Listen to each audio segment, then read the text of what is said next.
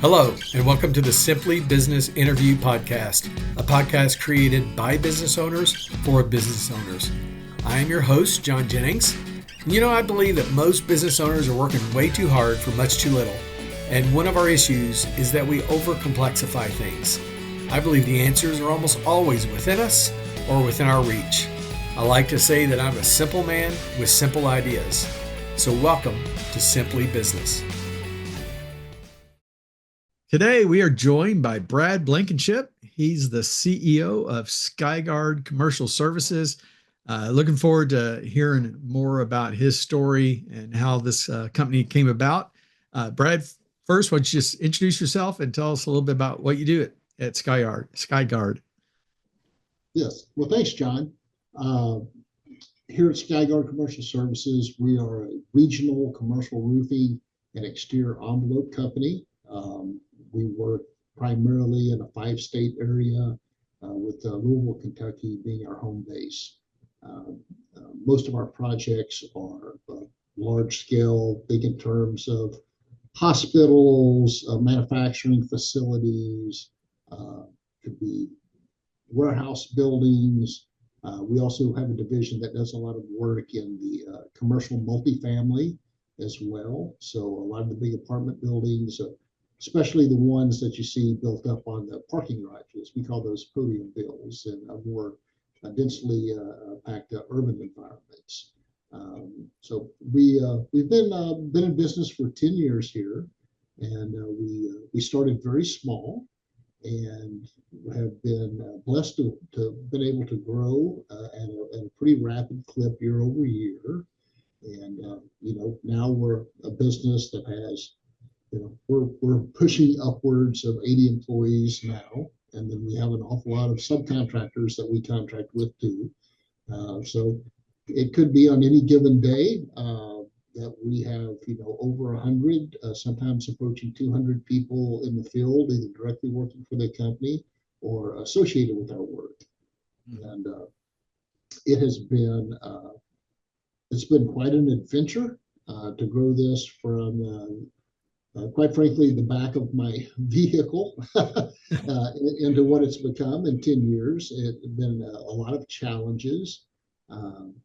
First and foremost, it was always the reward and the challenge of people.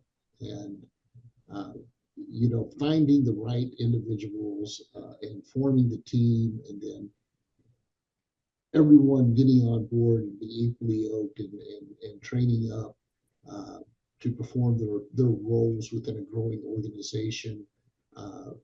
That's key. And it's always, I found to be that in business, that it's about the people. You can have a vision, you can have goals, but if you don't have the right people alongside you, none of those things matter. So it's not easy to find those folks. You do have to go through a lot of trial and error with candidates. But we've been very fortunate to find some key people early on that have helped and had the capacity themselves to scale upwards in their own careers as we've scaled the business. And as we've continued to add scaffolding into our scalability and adopt new software platforms, and to revise procedures in order to take on growth. All of these folks they've had to be able to scale within themselves and to learn different aspects of their profession that they didn't think that they would have to. We have folks that began here as estimators that are vice presidents of the company now. They had no formal training necessarily. They didn't go to business school. Nobody trained them to be a vice president. It's been a lot of growth on all of our parts, and that's one of the most rewarding parts about it when you look back on it from where you started and from where you are now. So it's easy to be blinded by the challenges of the day that you're in, and not keep that perspective in mind of just it was just not that long ago in the past that we were here, and that my leaders were there, as individuals, and look at what we've gone to today and what we have in front of us. So Yeah. Yeah, that's very cool. And your growth is phenomenal. I remember from when we talked before, a little, I mean, it's just a kind of an interesting startup story of kind of how this wasn't really what you planned. It just kind of fell into place. I'm sure it was a lot more than just falling into place, but tell a little bit about that startup story of how Skyguard came about. well, sure. Well, I had left a previous industry after 2008 and unwinding a company in the finance industry up in the Northeast. And my wife is from Southern Indiana, and we came back here to settle. Um, and I originally wanted to do something completely and totally different than what I'd done before, and had had some construction experience through my family as growing up, and was looking in the roofing industry here locally, and was fortunate to get on and learn some of the industry on the residential side of things. Um, and I found out that I really liked it. I really liked getting out there and meeting with people, and more to the point, I always had the angle of approach of being able to help someone. So people don't call you about the roof unless they've got a real issue with their home. Roof protects about 80% of the structure, and this is the most folks' principal asset in life. So it's important, and to be able to have the correct angle of approach in helping people, I think, is something that really allowed us to be successful early on. We've tried to carry that ethos through today, that we are problem solvers and we are helpers. So anything that we contribute to, we try to do it with that type of positive approach. And yeah, the business did very well for itself.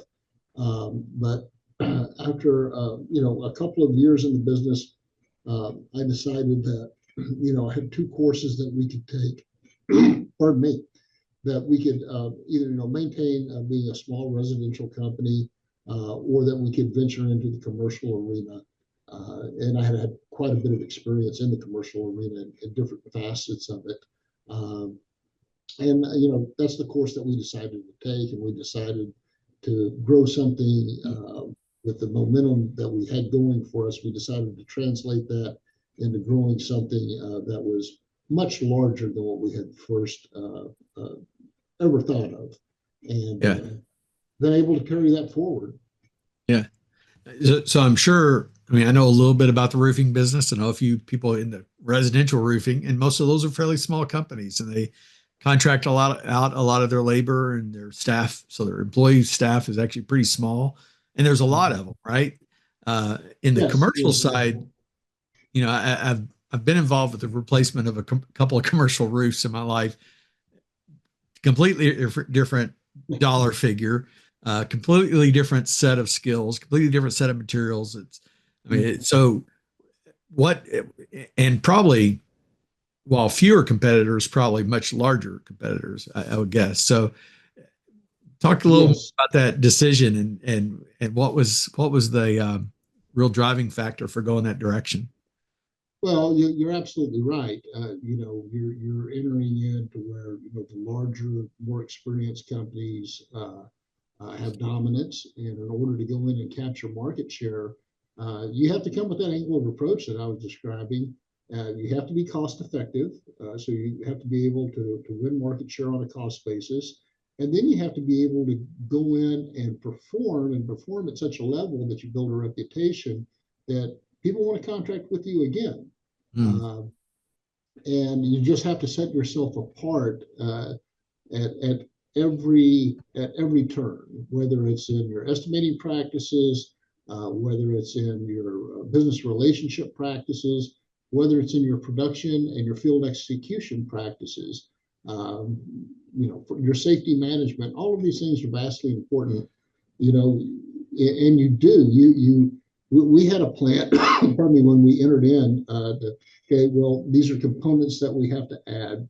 We had to, create a metal fabrication facility and get in very expensive equipment in order to produce fabricated metals for the things that we were doing. Because we don't just do commercial roofs, we also do the exterior envelopes. So the architectural metal panels, all of these different things that you see on the outsides of buildings. We participate in many of those. So we had to do it over a 5-year plan to where we really ramped up to where we are today, to be able to look at the most complex projects and to be able to qualify with those. So now we work with the top 100 GCs in the nation on some of the most complex projects that you could think of. All of these have high barrier to entries on pre-qualification processes, and it really begins to limit the number of participants who can join in even entertaining to win and do that work. So we knew that we had a steep hill to climb, and we had to get over that ultimate hurdle where we were qualified and accepted and allowed to participate. And we achieved that, and that's been very beneficial to us, because now we can approach just about any project that you could possibly imagine, and the contractors know who we are. Many of the owners and developers know who we are. We're technically qualified, and we're able to go after that business. And once you get to that point, then other doors open for you. The ability to grow and expand becomes rather unlimited at that point. It's just a matter of how aggressive you want to be with your scaling and your approach to it. We don't have any aspirations of being a $200, $300 million a year business. We want to be very successful in a regional environment, and keep it more manageable for the home lives of the employees. So they might work 8 hours away, and they might be away for 5 days a week, but they can be home on the weekends. Some companies in this industry don't take that approach, and they'll send folks away for months at a time. Our angle of approach is a little bit different. It is more centered on the individual, quality of life of our employees, and keeping that positive approach towards our clients and our projects. Yeah, it's interesting. And you're one of the most humble, people with a company this size I've run across. I mean, you talk like you almost kind of come off, oh shucks, we're this pretty small company, but you're not small by any means. And with 80 plus employees and everything, you've got quite a substantial business there. I want to pivot a little, and you kind of just circled back to it. You talked early about your culture, how important that is. Then you kind of touched on parts of it there with the balance you try to give. And I hate the word balance, work-life balance. I think it's one of those most ludicrous phrases that we use. Me personally, I don't know what balance is. I work all the time. If I'm awake, I'm in some facet, I'm working. Yeah, but how would you describe the culture there? What is it, and what's the driver behind making that such importance? Well,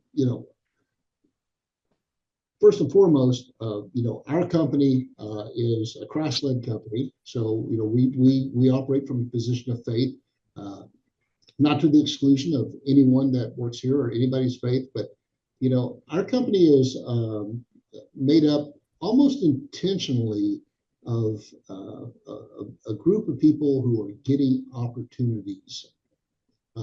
So many in our company have immigrated from other countries that have the technical skills, but didn't have the opportunity, didn't have the American resume. They may be a civil engineer in another country, okay, but they don't have the engineering stamp here in the United States. But they have the skills. There may be a language barrier, but they're willing to overcome it. So we've really intentionally sought to give opportunity to deserving people who are really striving in life, who just need that break. That has helped to contribute to a real team environment of people who are making the most of the opportunity in front of them. And I can't say enough about them. They're absolutely dedicated to the company, to what they do, and to the people around them. We all get along very well. We treat each other pretty well. We have a good atmosphere. We do things together as a company to help build that. That's important, because it is the right people that come on board to form this team that keeps us moving forward. You said you don't like the work-life balance. Well, I don't really like that either, but I think, you're around the people you work with many times more than you are many of your family members for more hours. Right. And they become a part of they become like a family to you.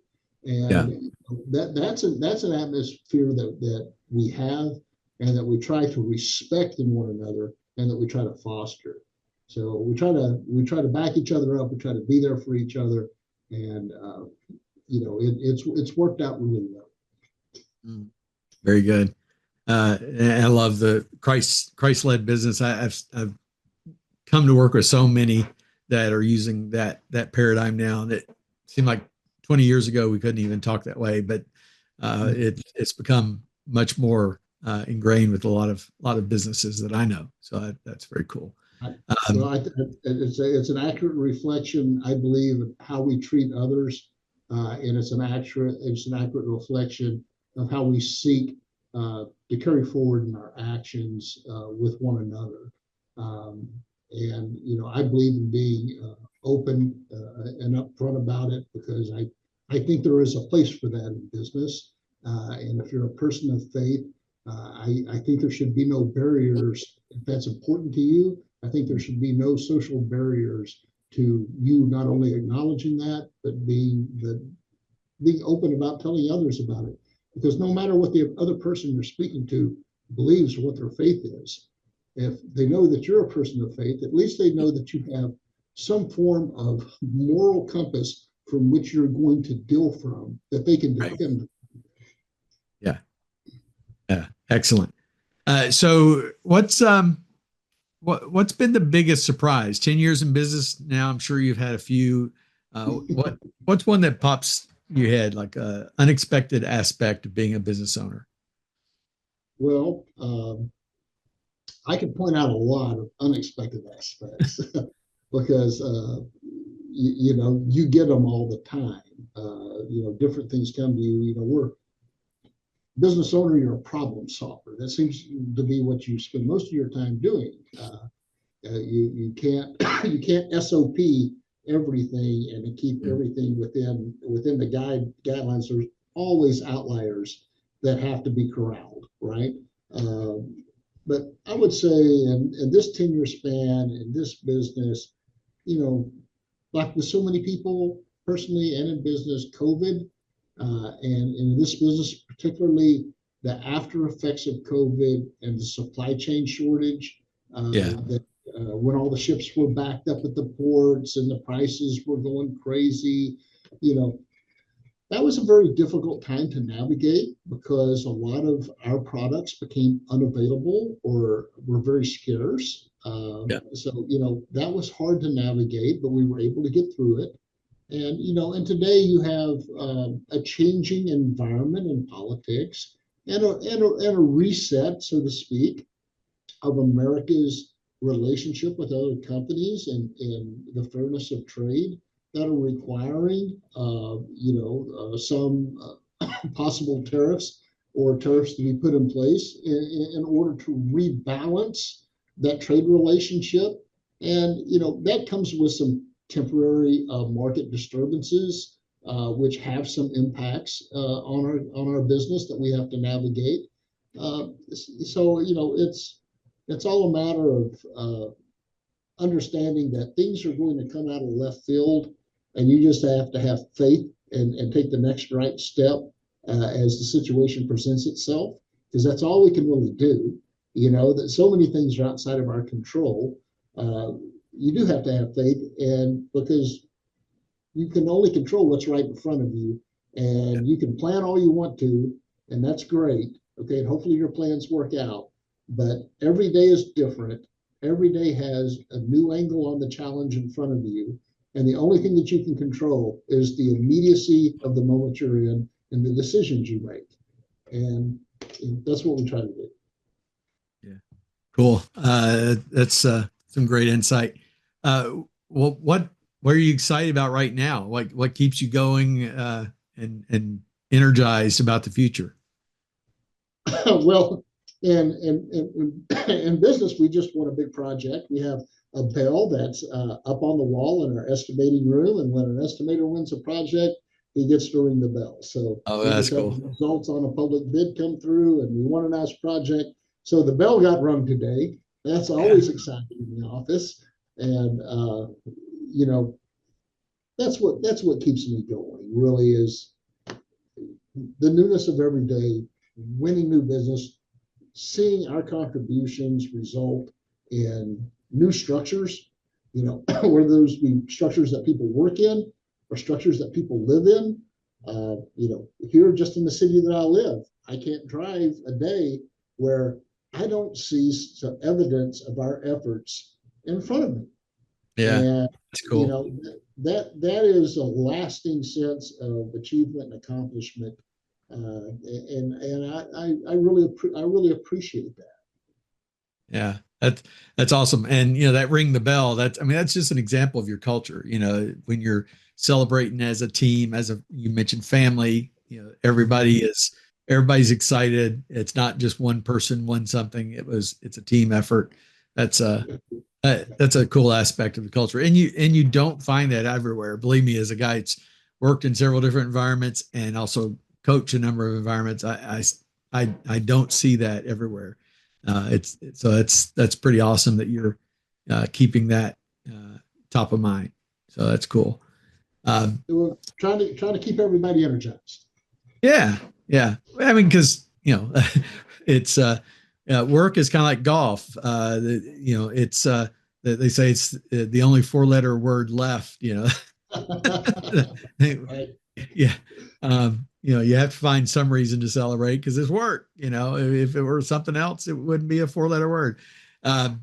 So just kind of as a wrap up, what advice would you give someone who's thinking about not necessarily getting in your business, but just someone who's thinking about taking that plunge into building especially a service-oriented business like yours? What would you say? Okay. If they were thinking about entering into a service-oriented business, well, you catch me sort of off guard, John, but let me see what my advice, and advice is, unsolicited advice is almost always heard as criticism. So let me preface it by first saying no criticism here. The advice that I would give is, number one, know what you're going into from every aspect of business. Okay, because your back office is going to be just as important as what you do up front, and know that your client is your mission. All right, and be a problem solver. The dollars are important because those dollars are what the business runs on, and that's what we're all engaged in capitalism for. But the dollar can't be predominant. You have to have something greater than just the economic drive of money, to truly be successful and to truly want to stay in it. Because if you're just focused on the dollar, your interest will wane, or burn out, or your motivations and your angle of approach won't be correct, and your business won't click, and you won't know why.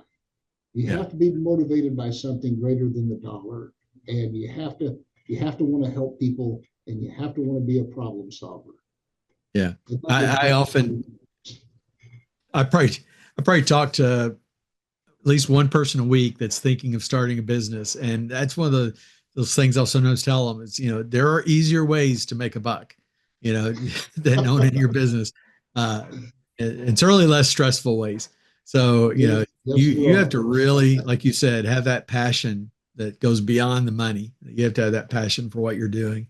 You gave some great advice there, but knowing your customer, caring about your customer, knowing that you've got a product that's going to actually have a market. I see that mistake a lot.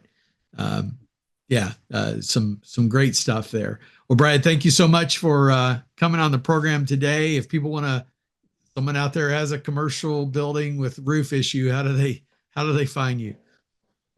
Well, you can see us on our web at Skyguard Commercial Services. You can find us on the web, so we're easy to find. We're located here in Louisville, Kentucky, but we work within about 5 states. And if you have any need, please reach out and ask for me personally. I'd be happy to discuss your project with you. Very good. John, thank you for having me on today. Yeah, absolutely. This has been a pleasure. Thanks, Brad. Take care. Thank you for listening to today's episode. If you liked it, please share or like it on whatever platform you use. You can find me on social media. On most platforms, I'm John K. Jennings. My first book is also available. Your Baby is Ugly tells you about 10 truths that business owners need to hear, but often won't, and how to overcome them. You can find it on Amazon. Just search for Your Baby is Ugly. And be watching for our next episode, where I'll interview another business owner who will share their stories and insights into what it's like to create a great business.